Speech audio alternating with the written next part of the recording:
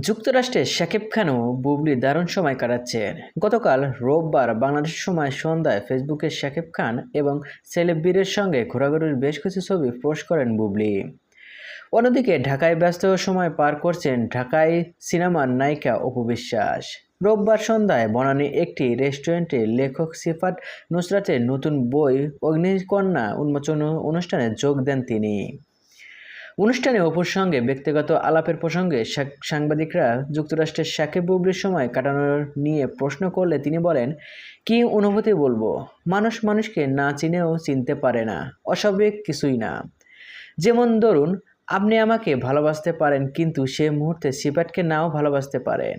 আবার আবার এমনও হতে পারে আপনি সিফাতকে ভালোবাসেন, আমাকে নাও ভালোবাসতে পারেন। এটাই সত্যি। শাকিব খানের প্রসঙ্গে আরেক প্রশ্নের জবাবে অপু বলেন, আমি গত 15 জুন একটা ফেসবুক স্ট্যাটাস দিয়েছিলাম, যদি কেউ সেটা না পড়ে থাকেন তাহলে আজই পড়ে নিতে পারেন, তাহলে আপনার এই প্রশ্নের উত্তর পেয়ে যাবেন। 15 জুন আমি একটা স্ট্যাটাস দিয়েছি, যদি কেউ না পড়ে থাকে আজকে ডেফিনেটলি স্ট্যাটাসটা আপনারা পড়ে নেবেন, তাহলে আপনাদের প্রশ্নটা ক্লিয়ার হয়ে যাবে। অপু বিশ্বাস আরও বলেন, ব্যক্তিগত সম্পর্কের বাইরে আমরা পেশাগত সম্পর্ক রয়েছে। আমরা সবাই প্রফেশনাল শিল্পী, যাদের নাম বললেন তারাও প্রফেশনাল শিল্পী। সেদিক থেকে আমি সবার প্রতি সম্মান রাখি।